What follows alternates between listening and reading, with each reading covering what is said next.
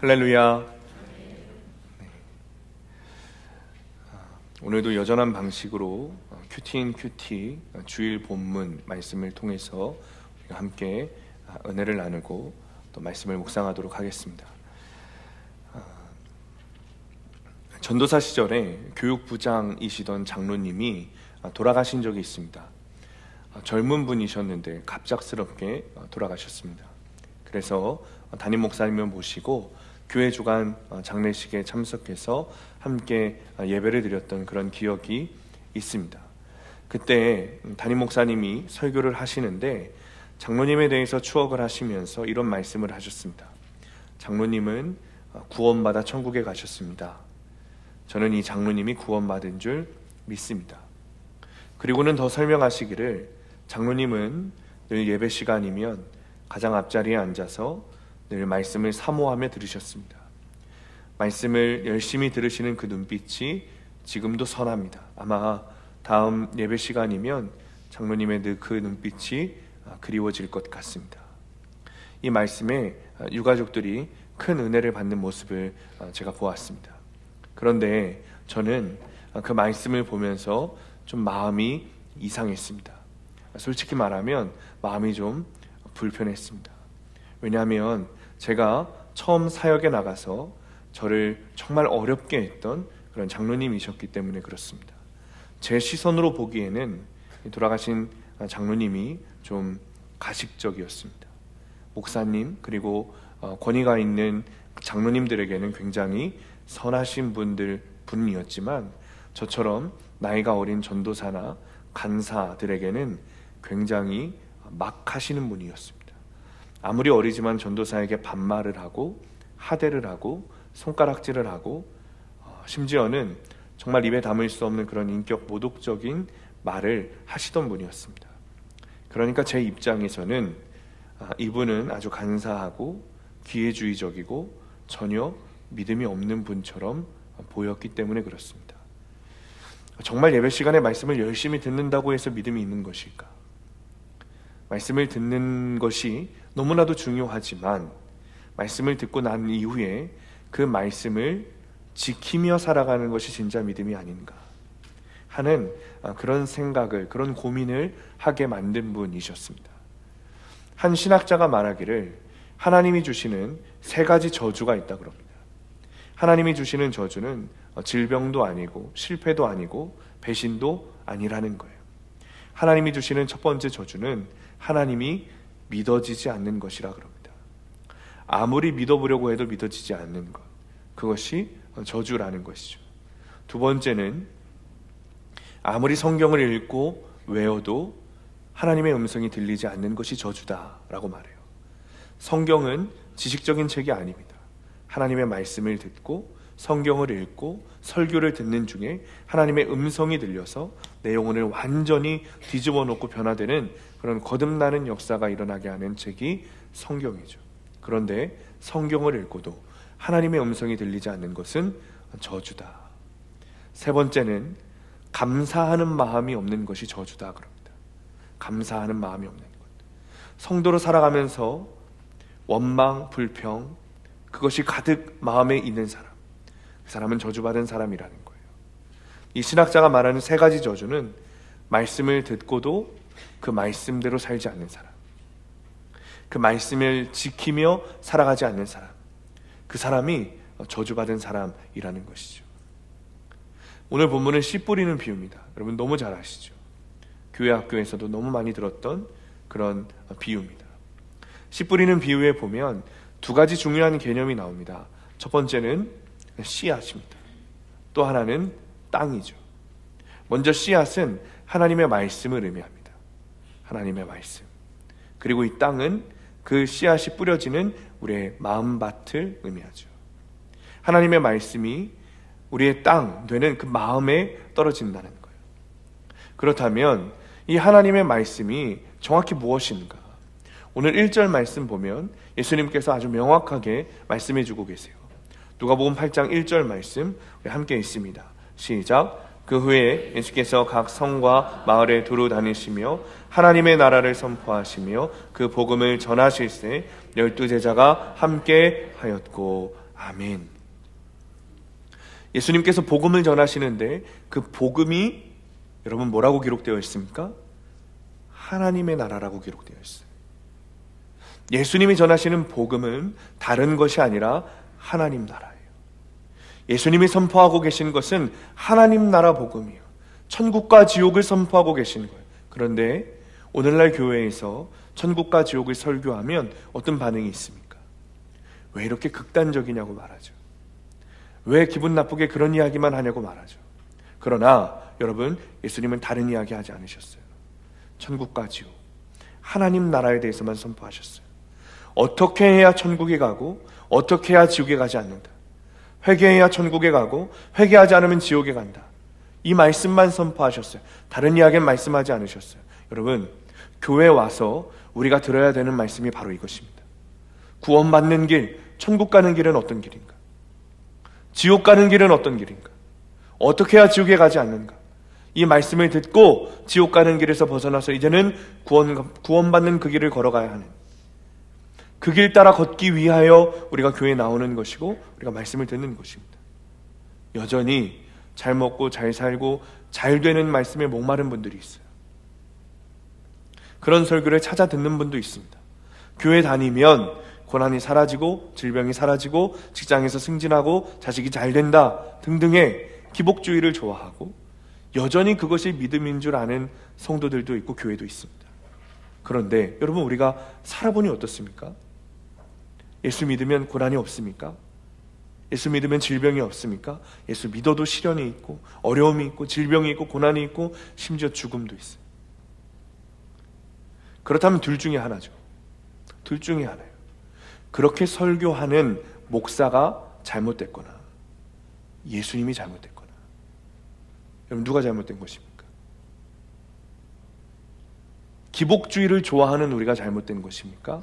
아니면 천국과 지옥을 선포하시는 예수님이 잘못된 것입니까? 여러분, 누가 잘못된 것입니까? 복음은 그런 것이 아닙니다.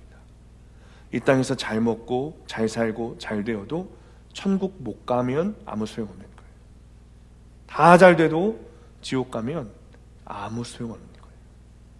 주님은 우리의 영혼을 구원하시기 위해서 오신 분입니다. 그래서 때로는 고난도 주시고 시련도 주십니다. 질병도 주시고 사고도 주십니다. 그 고난을 통해서라도 예수를 믿으라는 거예요.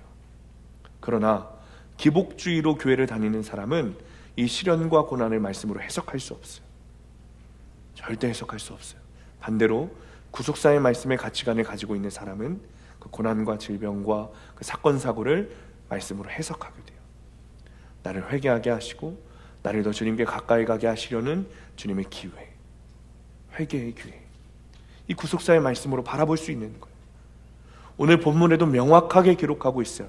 예수님은 하나님 나라를 선포하시며 그 복음을 전하고 계신다.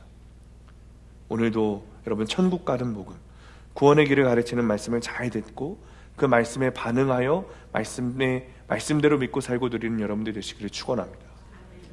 그런데 문제는 우리가 하나님의 천국 복음의 말씀을 듣기는 쉽습니다. 듣기는 다 듣습니다. 듣기는 다 들어요. 말씀이 여러분 가운데 지금도 선포되고 있듯이 각 사람의 심령마다 하나님의 말씀의 씨앗이 여러분의 심령 가운데 심어지고 있어요. 뿌려지고 있어요. 그런데 그 말씀의 씨를 받는 땅, 그 마음밭이 다르다는 거예요. 비유해 보면 네 가지 땅이 나옵니다. 처음에는 길가, 바위, 가시떨기, 그리고 좋은 땅. 이 네 가지 땅 중에 구원받는 땅이 있습니다. 오늘 말씀을 들으면서 내 마음밭은 어떤 땅일까요? 길가일까? 바위일까? 가시떨기일까? 아니면 좋은 땅일까? 여러분, 우리가 고민해야 돼요. 그리고 나 스스로를 점검해야 돼요. 이 땅은 아까도 말씀드렸지만 우리의 마음을 말해요. 우리의 마음의 상태, 우리 마음의 태도를 말하고 있어요. 그런데 말씀의 씨앗이 우리 마음밭에 떨어질 때 그때 우리 마음의 상태가 어떠한가, 그때 우리 마음의 태도가 어떠한가, 그것이 너무나도 중요하다는 거예요. 어떤 마음 상태로 듣고 어떤 마음 태도로 말씀을 듣고 있느냐에 따라서 성경에 뭐라고요? 결실이 맺어지는가 맺어지지 않는가. 성경에서 말하는 결실은 구원이에요. 여러분, 너무나도 중요한 거예요. 하나님의 말씀은 변하지 않아요. 예수 그리스도의 복음은 오늘도 완벽하고 완전해요. 문제는 우리 마음의 상태예요. 우리 마음의 태도예요. 우리가 씨 뿌리는 비유를 마치시고, 예수님께서 씨 뿌리는 비유를 마치시고 주님께서 이어서 몇 구절 더 말씀하시는데, 이 비유를 마치시면서 하시는 말씀이 18절 말씀이에요. 우리 함께 있습니다. 18절 시작. 그러므로 너희가 어떻게 들을까 스스로 삼가라. 누구든지 있는 자는 받겠고 없는 자는 그 있는 줄로 아는 것까지도 빼앗기리라 하시니라. 아멘. 어떻게 들을까 스스로 삼가라. 세번역 성경으로 읽으면 너희는 내 말을 조심해서 들으라. 그러면서 하신 말씀이 가진 사람은 더 받을 것이고 가지지 못한 사람은 가진 줄로 생각하는 것조차 빼앗길 것이다. 주님의 말씀이에요. 예수님의 말씀이에요. 우리가 이게 무슨 뜻인가? 우리가 지금 어떤 마음의 태도로 말씀을 듣느냐에 따라서 내가 속한 곳이, 그리고 내가 속할 곳이 정해진다는 거예요. 지금 말씀을 듣고 있는 마음의 상태, 마음의 태도에 따라서 내가 천국에 속할 것인지 내가 지옥에 속할 것인지 판가름이 난다는 거예요. 여러분의 영혼의 결론은 언제 결정되는가? 예배당 문을 열고 들어오는 여러분의 마음 상태에 그때 결정된다는 거예요. 그때 정해진다는 거예요. 그러니 마음의 태도를 지금부터라도 분명히 하고 말씀을 들어야 한다는 것입니다. 제가 어느 날 말씀을 다 전하고 정말 깜짝 놀란 일이 있었습니다. 똑같은 말씀을 전했는데 반응이 다른 거예요. 말씀을 마치고 로비에서 인사를 하는데 그날따라 성도님들이 막 눈물을 훔치시면서 저에게 오셔서 여러 가지 이야기들 하십니다. 여러분들은 늘 저를 겸손하게 만드시기 때문에 은혜 받았다는 말씀들을 잘 하지 않으시는데, 그날따라 막 오셔서 은혜 받았다 막 말씀하시는 거예요. 목사님, 제가 교만했습니다. 목사님, 제가 먼저 적용하겠습니다. 목사님, 제가 회개해야 될 것 같은데, 오늘 말씀 듣고 회개해야 될 것 같은데 어떻게 회개하면 될까요? 목사님께 말씀드리면 되는 건가요? 저 회개를 한 번도 해본 적 없어서 잘 모르겠습니다. 목사님, 가르쳐 주십시오. 이런 일들이 있었어요. 어제도 이런 일이 있었습니다. 목사님, 제가 너무 종교적인 신앙을 가지고 있는 것 같아요. 저 어떡하죠? 저 큰일 나는 것 같아요. 제 신앙을 어떻게 해야 되죠? 목사님, 알려주세요. 여러분, 이것이 말씀이 그 사람에게 들려진다는 증거예요. 말씀을 받아들이는 태도가 다른 거예요. 여러분, 이 이야기 들으면서 제 안에 엄청난 감사함이 있었어요. 그리고 인사를 다 하고 1층에서 2층 사무실로 이제 올라가는데 계단 위에서 이런 소리가 들리는 거예요. 맨날 회개. 아주 그냥 회개만 하다 죽겠네. 제가 깜짝 놀라서 1층으로 다시 내려왔어요. 제가 그냥 올라갔다가 마주치면 그 사람이 얼마나 민망할 거예요. 제가 1층에 한참 있다가 2층 사무실 의자에 털썩 앉아서 곰곰이 생각을 하는데 제 안에 이 말씀이 생각나는 거예요. 오늘 본문의 10절 말씀. 우리 함께 읽습니다. 10절 시작.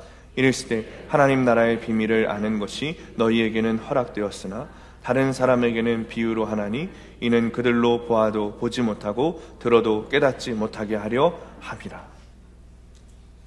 똑같은 말씀을 들어도, 똑같은 말씀을 전해도 듣는 자의 마음의 상태와 태도에 따라 말씀이 들리는 사람이 있고 들리지 않는 사람이 있는 거예요.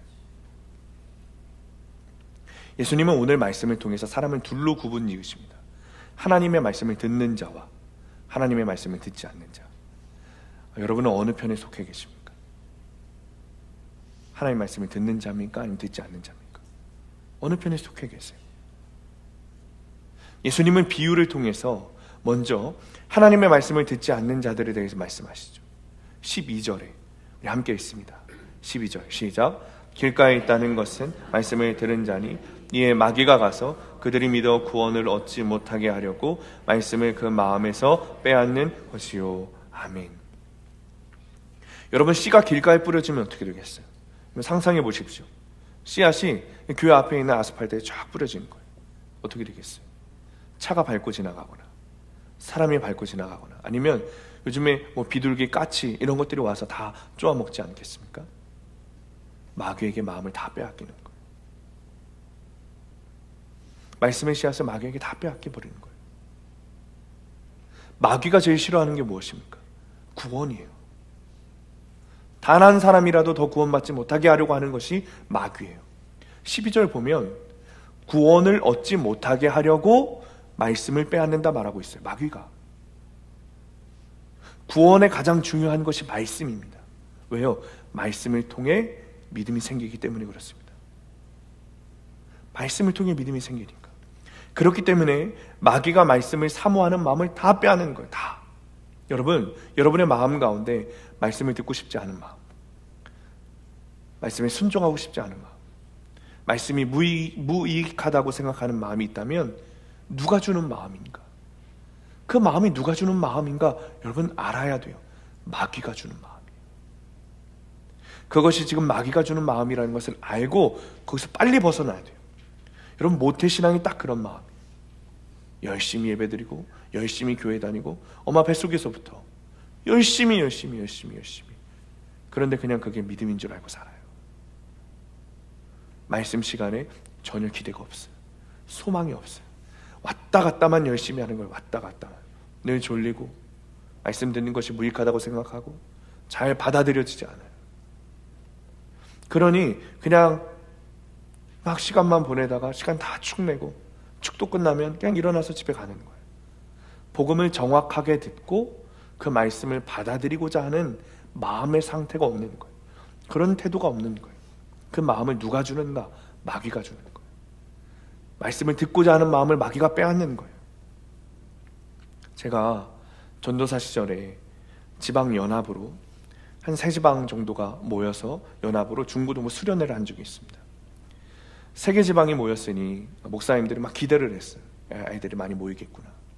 그래서 큰 여러분 아시는지 모르겠지만 안성에 사랑의 수양관이라고 있어요. 그 사랑의 수양관을 빌리고 의자도 많이 놓고 목사님들이 당일날 막 아이들이 올 것을 기다렸습니다. 그런데 첫날 첫 예배 시간이 됐는데 예상만큼 인원이 모이지 않는 거예요. 너무 적은 거예요. 그래도 어떻게 해요? 스케줄대로 예배를 시작해야 되니까 예배를 시작했어요. 외부에서 불러온 찬양팀이 올라갔습니다. 그런데 여러분 찬양팀이 딱 올라서자 찬양팀 인도자도 보기에 인원이 너무 적은 거죠. 의자가 너무 많아요. 빈자리가 너무 많고 인원이 너무 적어요. 그럼 찬양 인도자가 어떤 말을 해야 되죠? 하나님은 사람이 많고 적음을 보시는 분이 아닙니다. 2-3 모인 곳에 주님이 계시다고 했습니다. 주님은 적은 숫자이지만 모인 우리의 마음을 보고 은혜를 부어주실 것입니다. 기뻐하실 것입니다. 이 시간에 하나님의 은혜를 사모하면서 함께 찬양합시다. 이렇게 해야 되지 않겠어요?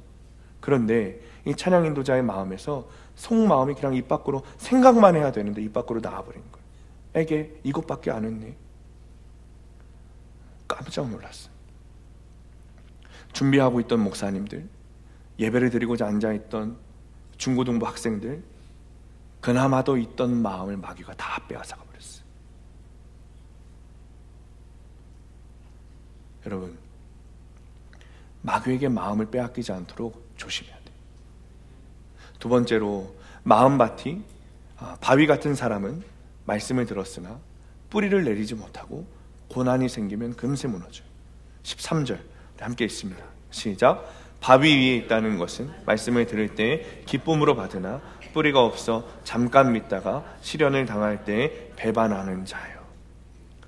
말씀이 마음밭에 떨어졌으나 장애물을 만나서 뿌리를 내리지 못하는 거예요. 말씀이 뿌려졌어요. 근데 너무 딱딱한 바위처럼 뿌리를 내리지 못해요. 그러니 어떻게 해요? 고난이 찾아오면 금세 그 말씀이 뽑혀버리고 말아요. 삶이 좀 괜찮을 땐 괜찮습니다. 막 열심히 있습니다. 내가 진짜 무엇이든지 할 것 같아요. 목숨 바쳐 하겠다고 호언장담해요. 여러분 만나보셨는지 모르겠지만 저는 여러 명 만났습니다. 목사님, 제가 생명 다해, 어차피 예수 믿는 거 생명 다해 믿어야죠. 목숨 바쳐 섬기고 예배하고 교회 섬기겠습니다. 이것도 하고 저것도 하고 뭐도 하고 이것도 하고 시켜만 주시면 목사님 제가 목숨 바쳐 하겠습니다. 실제로 모든 예배에 다 나오시고 새벽 예배도 나오시고 열심히 하시고 심지어 신앙서적도 막 탐독하시고 저한테 막 물어봐요. 이거 해야 되고 저거 해야 되고 뭐 해야 되죠? 뭐 적용해야 되죠? 이럴 때는 어떻게 해야 되죠? 그런데 고난이 생기니까 다 끝나요. 일단 생활에 문제가 생기니까 교회의 발걸음을 줄어들게 돼요.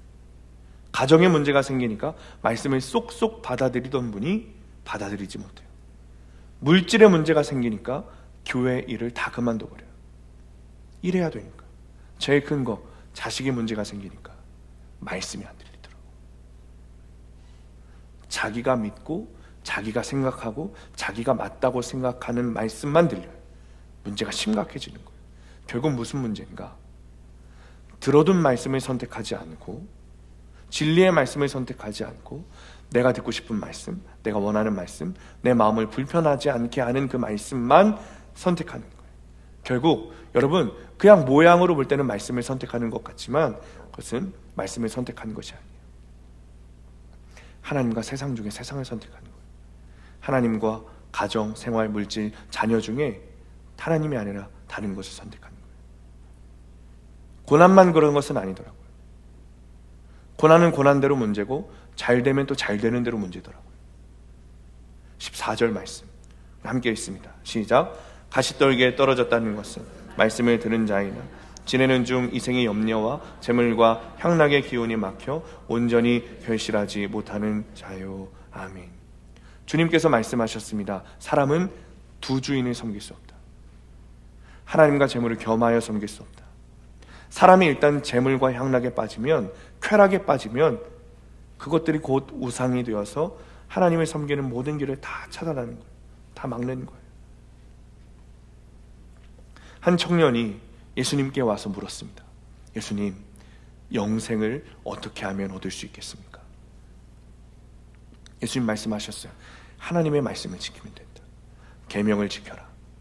이웃을 사랑하라. 하나님을 사랑하라. 이 청년의 얼굴이 밝아졌습니다. 예수님, 제가 그런 것들 다 해왔는데요. 제가 더 해야 될 것이 무엇입니까? 그러자 예수님 말씀하셨어요. 네 소유를 다 팔아서 가난한 자들에게 전부 나눠주고 나를 따르라. 그 청년의 얼굴이, 표정이 싹 굳어버렸어요. 그리고 예수님을 떠났습니다. 그 이후에 예수님 말씀하시죠. 부자가 천국에 들어가는 것이 어렵다. 낙타가 바늘귀에 들어가는 것보다 부자가 천국에 들어가는 것이 더 어렵다. 재물에 대한 욕심이 생기고 뭔가 소유하기 시작하면 말씀 앞에 서기 어려워요. 왜요? 그 소유를 지키고 싶은 거예요. 말씀보다 내가 가지고 있는 그것을 지키고 싶은 거예요. 탐욕 앞에서 예수님께서 그거 하면 안 돼. 그거 멈춰야 돼. 이제 그만해야 돼. 주님 분명히 말씀을 통해 말씀하시는데 우리 뭐라고 말하죠? 주님 딱 이것까지만 하겠습니다. 여기까지만. 조금만. 이거 한 번만 더 하겠습니다. 한 번만. 그 탐욕을 넘기기가 어려워요. 넘기기가 어려운 거예요. 하나님이 아니라 탐욕을, 세상 성공을 선택하는 거예요. 더 무서운 게 뭔지 아십니까? 그 일이 반복되다 보면 세상이 다 돈으로 보여요. 사람도 돈으로 보여요. 이웃도 돈으로 보여요. 관계도 다 돈으로 보여요. 심지어 교회도 돈으로 보여요. 예배도 돈으로 보여요. 신앙도, 훈련도 다 돈으로 보여요. 하나님의 가치로, 하나님의 눈으로 교회를 보고 신앙을 보고 훈련을 보는 것이 아니라 돈의 가치로, 세상의 가치로 다 보는 거예요. 무서운 거예요. 여러분, 길가, 바위, 가시떨기, 여러분 이 마음을 가진 사람들이 말씀을 듣지 않은 것이 아닙니다. 말씀을 다 들었어요. 그들의 마음 가운데도 말씀의 씨앗이 하나 다 뿌려졌어요. 우리가 지금 말씀을 듣고 있잖아요. 그런데 문제는 무엇인가? 이 마음을 가진 사람들은 결실을 얻지 못한다는 거예요. 그 결실은 구원이에요. 구원을 얻지 못한다는 거예요. 여러분 말씀을 다시 한번 살펴보세요. 주님께서 말씀하셨어요. 이들이 길가 바위 가시떨기 마음을 가진 자들이 말씀을 듣지 않은 게 아니란 말이에요. 말씀이 다 그들의 귀에, 그들의 영혼에 다 들려졌어요. 말씀을 다 들었어요. 어느 누구는 성경 통독도 했을 거예요. 어느 누구는 성경 필사도 했을 거예요. 그런데 결실을 맺지 못해요. 구원을 얻지 못해요. 교회 열심히 다니다 지옥 가는 불쌍한 사람이 바로 그 사람이에요. 심각한 문제예요. 하나님의 말씀이 들리는 자는 분명 자기 죄를 보게 될 것입니다. 그러나 하나님의 말씀이 들리지 않는 자는 말씀을 들어도 무덤덤할 거예요. 지금 이 말씀을 듣고도 길가, 바위, 가시떨기는 나와는 상관없어. 분명 이 마음을 가지고 있을 거예요. 말씀을 듣지 않는 자는. 여러분은 어떤 상태입니까? 여러분, 저는 저희 사역자들과 함께 우리 목사님, 전사님들도 다 월요일부터 주일 설교를 준비합니다. 모여서 함께 묵상하고 나누고 그때부터 주일 설교가 준비가 시작되는 거예요. 그리고 계속 고민해요. 이 설교로 어떤 고민을 하는가? 이 설교로 성도들을 구원시킬 수 있을까? 정말 이 설교로 성도들의 마음을 움직일 수 있을까? 변화시킬 수 있을까? 회개로 돌이키게 할 수 있을까? 계속 고민하고 목요일부터는 주일에 설교하기까지 매일 밤을 새면서 설교를 작성하고 기도하고 수정하고 이것을 반복합니다. 이유는 하나예요. 이 설교를 통해 단 한 사람이라도 주님께 돌아오게 할 수 있을까? 누군가는 설교로 구원받게 하는 것, 그 마음 교만 아니냐고 말하기도 합니다. 저는 그렇게 생각하지 않아요. 왜요? 오늘 이 설교가 마지막인 사람이 분명히 있을 거 아니겠습니까? 그 사람을 위해서 하나님이 그 사람 구원시키라고 저에게 사명을 주신 거예요. 그러니 생명다의 말씀을 준비하는 그 전하는 사명을 제가 감당하는 거예요. 목사가 이렇게 말씀을 준비하는 것은 어쩌면 여러분 당연한 일입니다. 그런데 오늘 말씀에 주님이 말씀하시길 더 중요한 것이 있다는 거예요.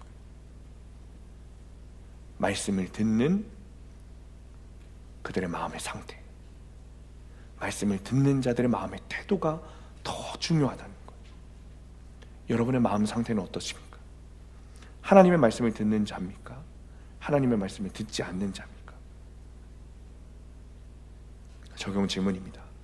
지금 나의 마음은 길가, 바위, 가시떨기 중에 어디에 가깝습니까?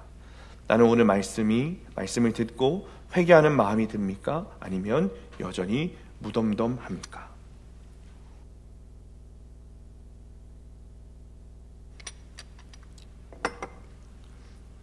자, 그렇다면 하나님의 말씀을 듣는 좋은 땅, 구원의 결실을 맺는 그 좋은 땅은 어떤 땅인가? 15절 말씀 함께 읽습니다. 시작. 좋은 땅에 있다는 것은 착하고 좋은 마음으로 말씀을 듣고 지켜 인내로 결실하는 자니라. 아멘. 구원의 결실을 맺는 마음의 상태는 말씀을 듣고 지키는 자예요. 여기서 중요한 것은 말씀을 지킨다는 거예요. 길가, 바위, 가시떨기 다 말씀을 들었어요. 다 말씀을 들었어요. 교회 나와서 열심히 예배드리고 성경 읽고 다 한 거예요. 그런데 좋은 땅과의 차이는 무엇인가? 말씀을 듣는 것을 넘어 그 말씀을 지키는가 안 지키는가 있다는 거예요. 결국 구원은 여러분 말씀에 순종함에 있어요. 제가 요즘 계속 반복해서 이야기하는 것이 무엇입니까? 믿음은 순종이라는 거예요. 믿음은 순종이에요. 말씀을 듣기만 하는 것이 아니라 말씀을 듣고 지키는 사람 마음 가운데 믿음이 있고 그 믿음으로 말미암아 구원의 결실을 맺는 거예요. 많은 사람들이 여러분 말씀을 편안하게 듣습니다. 주일이면 그냥 대충 집에 있는 옷 입고 나와서 그냥 앉아서 찬양하고 앉아서 말씀 듣고 편안하게 있다가 그냥 가는 거예요. 아무런 기대도 없이 소망도 없이 아무런 느낌도 없이 그냥 습관적으로 왔다 갔다만 하는 거예요. 눈빛도 그냥 시작부터 흐리멍텅해가지고 눈은 반쯤 감겨있고 그냥 멍하니 앉아있는 거예요. 그러고 있는 모습을 보면 여러분 얼마나 마음이 아픈지 아십니까? 그 사람이 바로 교회 열심히 다니다가 지옥 가는 사람 아니겠습니까? 그런 모습 보고 있다 보면 여러분 설교를 하다가도 정신 차리라고 말하고 싶어요. 정말 제 속마음이 그래요. 왜요? 그것으로 결실을 맺으니까. 그냥 그렇게 편안하게 말씀 듣다가 어딘가 내 마음에 와닿는 말씀이 있으면 반응하기도 하고, 웃기는 말씀이 있으면 웃기도 하고, 감동받으면 그제서야 나도 어떻게 한번 해볼까 겨우 엉덩이 떼가지고 움직이려고 하는 거, 여러분 그거 좋은 땅 아닙니다. 예수님이 말씀하시는 마음의 태도 그거 아닙니다. 그런데 반대로 어떤 사람은 벌써 태도가 달라요. 딱 저를 보고 일단 눈빛이 전투적이에요. 설교를 잘 듣는 정도가 아니고 말씀을 듣고 내가 반드시 적용하리라, 그 눈빛이 여러분 있다니까요. 귀를 쫑긋 세우고 노트를 준비하고 펜을 준비하고, 무슨 말씀하시면 내가 반드시 적고, 어떤 말씀이든지 내가 반드시 살아내리라. 주님, 내가 해내겠습니다. 주님, 부족하지만 힘을 주십시오. 부서지라고 하면 부서지겠습니다. 고치라고 하면 고치겠습니다. 용서하라고 하시면 용서하겠습니다. 무릎 꿇으라고 하면 내가 무릎 꿇겠습니다 하는 그 심정으로, 마치 보석함이 열리는 그 보석을 바라보는 것처럼 그런 눈빛을 하고 있는 사람들이 있어요. 순종도 그런 사람이 순종하는 거예요. 순종이 쉬운 일이 아닙니다, 여러분. 어떤 교인이 죽어서 천국에 갔는데, 천국에 가보니까 주님이 성도들을 막 손을 흔들면서 맞이하시는 거예요. 야, 왔니? 잘 왔다. 너희들 왔니? 반갑게 맞이하시더라는 거예요. 그런데 어느 날 그 교회 담임 목사님이 죽어서 천국에 왔는데, 예수님이 앉으셨던 그 보좌에서 일어나가지고 막 뛰어나가서 버선발로 그 목사님을 안아주시고, 야, 왔니? 너무 잘 왔다. 네가 왔구나. 네가 드디어 왔구나. 막 안아주시더라는 거예요. 그 모습을 보고 이 사람이 예수님께 항변했대요. 아니, 예수님, 세상에서도 목사님이랑 평신도랑 그렇게 차별 대우를 받았는데 천국에서도 이렇게 차별 대우를 받아야겠습니까? 그러니까 예수님 뭐라 그러시냐면, 야, 천국에 목사가 정말 오랜만에 왔다. 근데 내가 어떻게 그렇게 환영하지 않을 수가 있겠어? 당연히 환영해야지. 여러분, 전 전적으로 공감해요. 목사라고 천국 가는 거 아니에요. 말씀 앞에서 좋은 땅이 되어 마음에 그 말씀이 심겨지고 그 말씀을 지켜 순종하는 사람, 여러분 그 믿음으로 천국 가는 거예요. 여러분, 순종 쉽지 않습니다. 내 마음의 상태가 준비되지 않으면 순종하고 싶어도 순종을 못해요. 적용하지 못해요. 그냥 말씀 듣고 그냥 오늘 좋은 말씀 들었네 하고 그냥 쑥 가버리면, 여러분의 삶 가운데 어떤 상황이 닥쳤을 때 말씀으로 살아낼 수 없어요. 그냥 주저주저 하다가 놓쳐버리고 마는 거예요. 아예 생각하지 못하고 지나갈 때가 대부분이에요. 그러나 말씀을 들을 때부터 마음이 준비되어서 말씀을 듣고 내가 반드시 이 말씀을 적용하리라, 마음에 그 간직한 그 사람만 순종하게 돼요. 순종할 상황이 올 때 그 말씀이 기억나는 거예요. 갑작스럽게 닥쳤을 때 그 말씀에 순종하게 되는 거예요. 오히려 여러분, 이런 사람들은 갑작스러운 상황을 만들지 않아요. 적용할 상황을 만들어요. 순종할 상황을 내가 만들어요. 갑작스러운 상황이 닥치는 것을 넘어서 내가 반드시 이 말씀에 적용해야지, 순종해야지, 그 마음이 있기 때문에 그 상황을 만들어 말씀을 적용하는 거예요. 순종하는 거예요. 여러분, 그게 말씀을 지키는 거예요. 그게 순종이고 그게 믿음이에요. 제가 몇 주 전에 말씀드렸던 이야기를 기억하시는지 모르겠습니다. 대학원 시절에 추운 겨울에, 그날도 을지로역에서 노숙인 사역을 하는데 한 아저씨에게서 너무 심각한 냄새가 나는 거예요. 가서 확인해 보니까 이 아저씨가 이 양말을 신은 채로 그냥 분변을 밟고 그대로 신발을 신은 바람에 그렇게 냄새가 난 거예요. 아저씨 양말을 벗기고 가지고 있던 비닐봉투에 잘 싸서 쓰레기통에 버렸습니다. 그리고 가지고 있던 스포츠 양말을 정성스럽게 신겨드렸어요. 이 아저씨가 정말 만취해가지고 누워있어가지고 그 하는데 얼마나 무척이나 힘들었던 그런 기억이 있습니다. 그리고 몇 발자국 지나쳐 왔는데 도저히 그 신발을 다시 신게 해드리는 것이 마음에 내키지가 않는 거예요.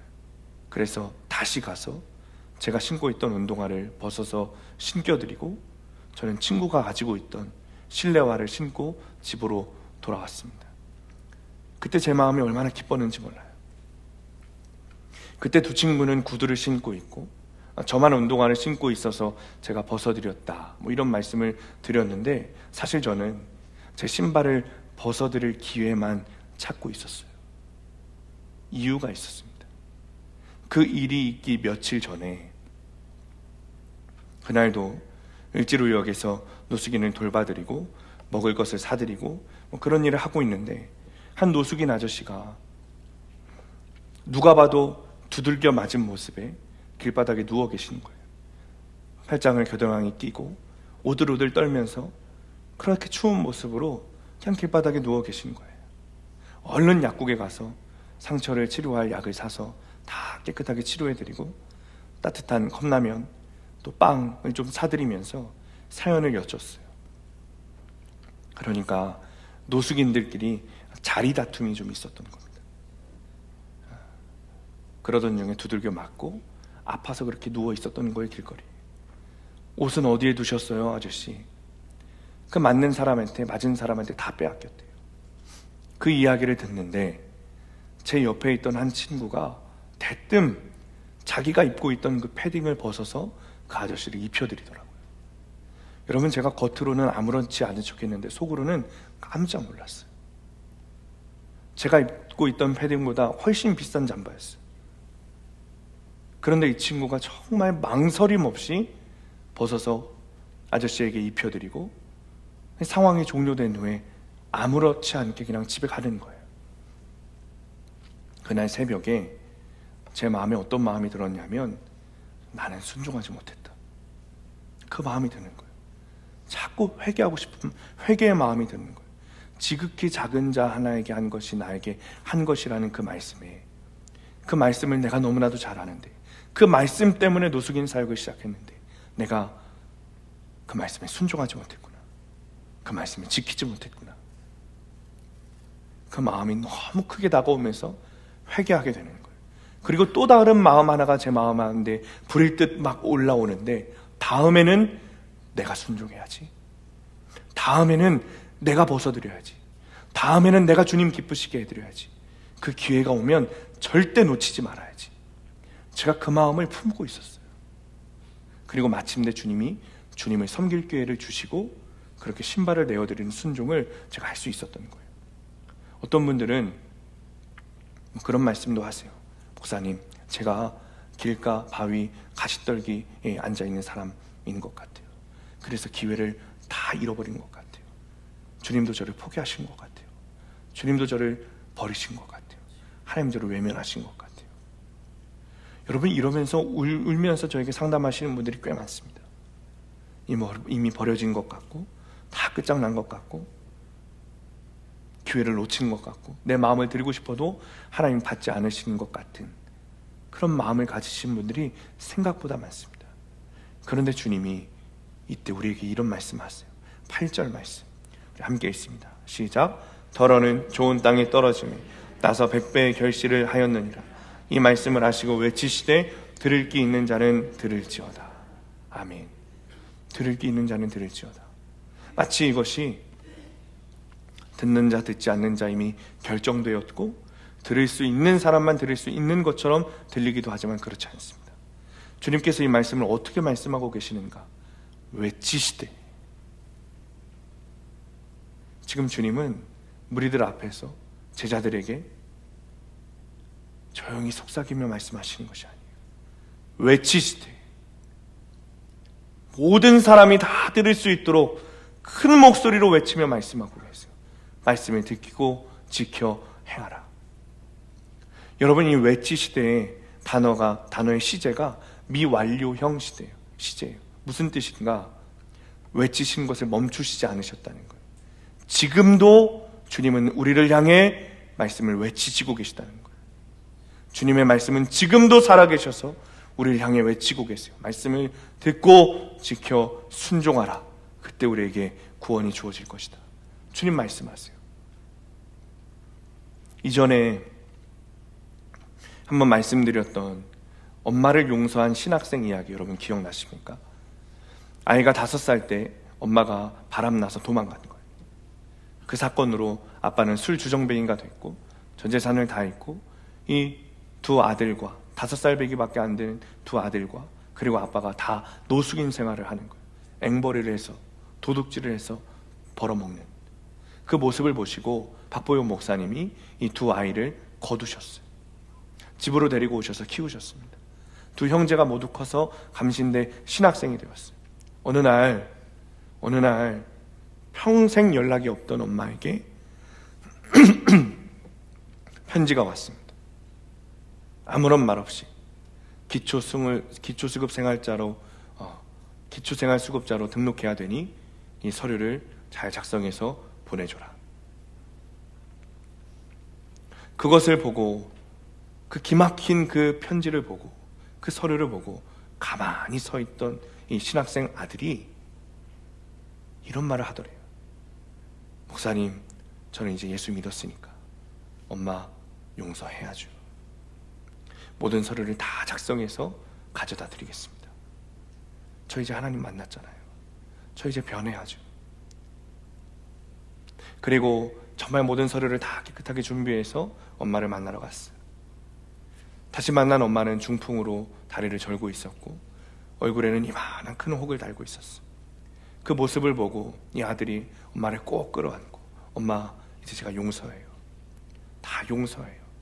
대신 한 가지 부탁이 있어요. 예수님을 꼭 믿으셔야 돼요. 예수님을 꼭 믿으셔야 돼요.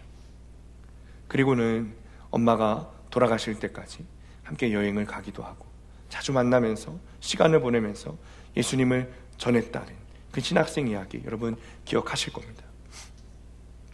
그런데 저번에 박보영 목사님하고 함께 식사를 하면서 깜짝 놀랄 이야기를 들었어요.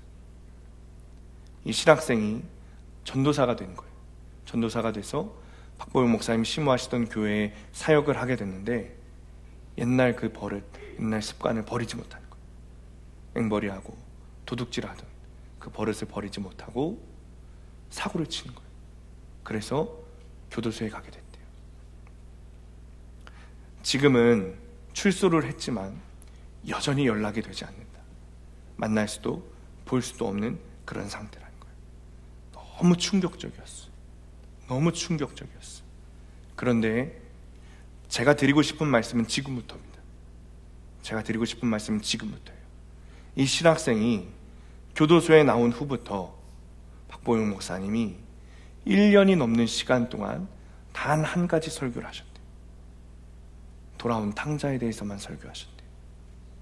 1년이 넘는 시간 동안 다른 어떤 설교하지 않으시고 돌아온 탕자에 대해서만 설교하셨대요. 왜요?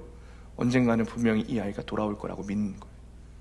이 말씀을 듣고 어디선가는 분명히 듣고 있을 것을 믿고 반드시 돌아오라고, 꼭 돌아오라고, 너를 기다리고 있다고 그 마음으로 1년이 넘는 시간 동안 돌아온 탕자에 대해서만 설교를 하셨다는 거예요. 여러분, 이것이 주님의 마음입니다. 이것이 여러분을 향한 주님의 마음이에요. 주님은 지금도 여러분을 기다리고 계세요. 길가에, 바위에, 가시떨기에 앉아있는 나를 보시고 지금도 주님은 안타까워하시는 마음으로 돌아오길 바라고 계세요. 여러분, 절대 포기하지 마십시오. 포기하지 말고 주님의 말씀에 귀를 기울여야 됩니다. 끝까지 순종해야 됩니다. 주님은 우리를 만나시기 위해 십자가에 달려 돌아가신 분이세요. 그 십자가 앞에 우리를 향한 구원은 여전히 예비되어 있고 그 십자가의 보혈은 여전히 지금도 저와 여러분을 위해 흐르고 있습니다. 말씀 앞에 겸손히 나오셔서 그 말씀을 지키고 순종하여 구원의 결실을 맺게 되시기를 축원합니다.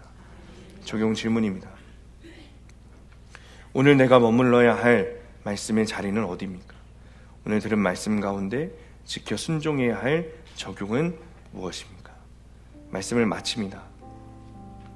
주님은 지금도, 오늘도, 지금 이 시간에도 저와 여러분을 향해 목소리를 높여 외치고 계십니다. 돌아오라고. 그 복음을 듣고 다시 돌아오라고. 여러분, 주님은 저와 여러분을 포기하지 않으셨습니다.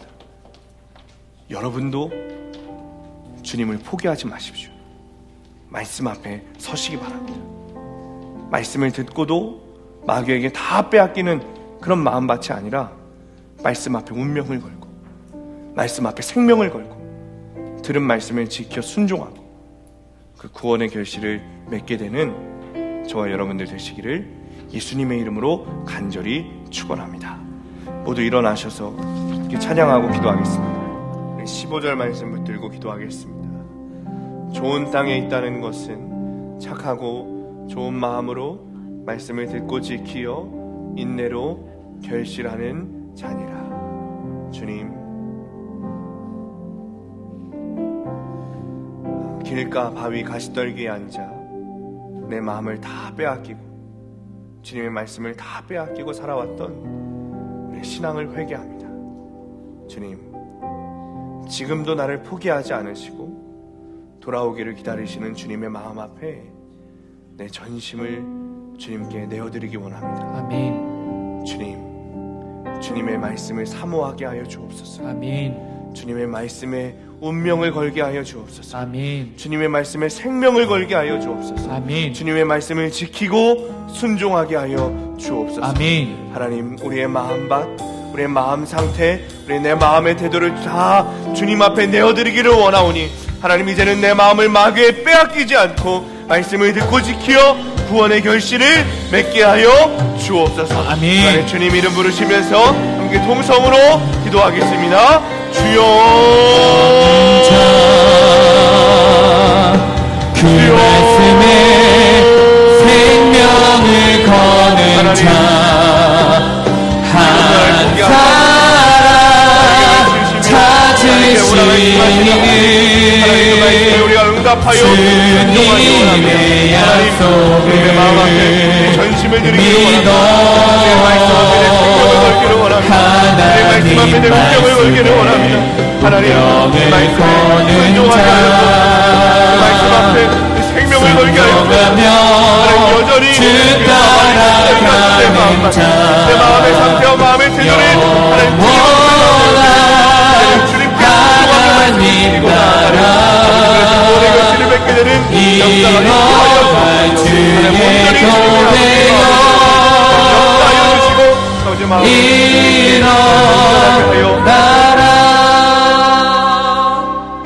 하나님, 우리의 모든 마음을 주님께 드리기로 결단합니다.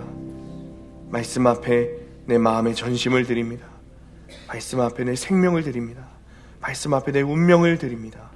주님, 주님의 말씀을 생명 걸고 지켜 순종하게 하여 주옵소서.